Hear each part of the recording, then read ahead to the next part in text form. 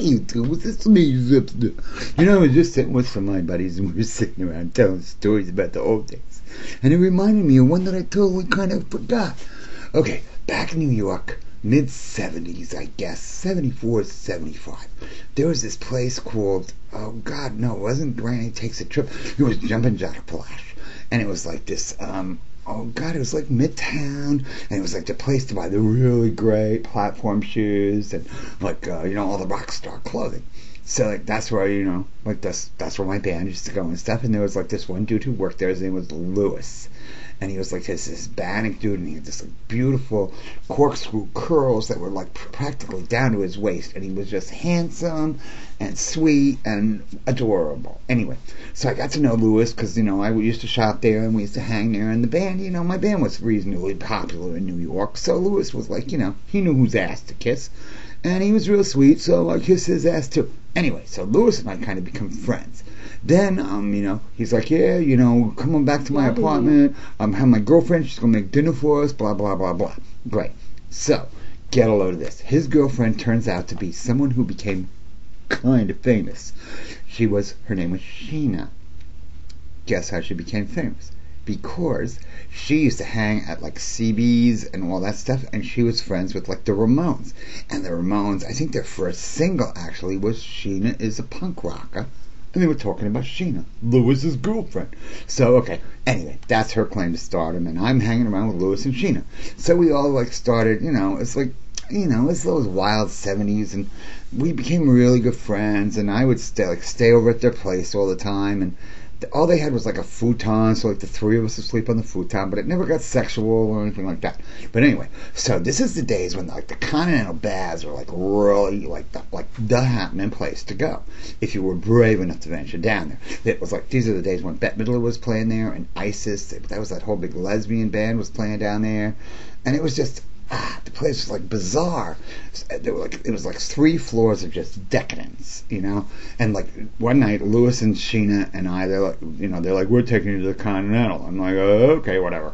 So we go down there, and like they got in free because couples got in free because I don't know what that was about. But anyway, so I'm like, well, I might really hang for a while. So I got myself a locker, and like they give you like a key to a locker, and they give you a towel, and it's like.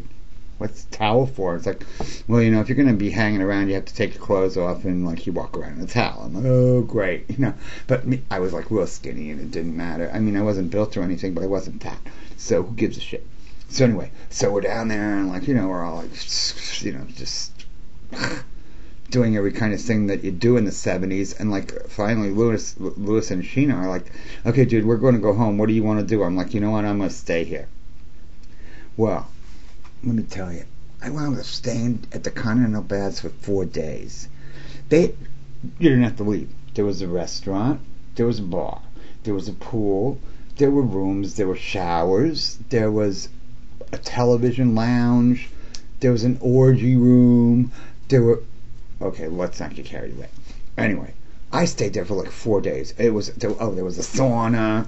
There was what's the dry one? Oh, the dry one's a sauna. There was a steam room. There was just everything you can imagine. And there was just, oh my God, it was like Rome before the fall, I believe. This was just, I was entranced. I'm like, I could just live here. How much does like a locker for a year cost? But eventually, I think like the second day I got myself a room, which a room there was like 6 by 6 with like a cot, and I don't need to get into the details. All you have to do is Google Continental Baths. Oh my God, it was the most decadent place I'd ever been in my whole life. Okay, so I'm like down there. I don't even realize I'm down there for like 4 days because it's like there's no sunlight. You're just in this 3 floors of like oblivion. Okay, let's put it that way. So finally, like my band, I was still in another pretty place, and they're like, wow, where's Zip? And we haven't like seen him around in 4 days. And they're like, oh shit, the last we saw, he was off with Lewis and Sheena. So they called Lewis, and they're like, what happened to Zip? And he's like, oh gee, the last we saw him, he was at the Continental Baths. They're like, oh shit. So like Carl and Rob, like the drummer and the guitar player, like we got to go to New York and get them.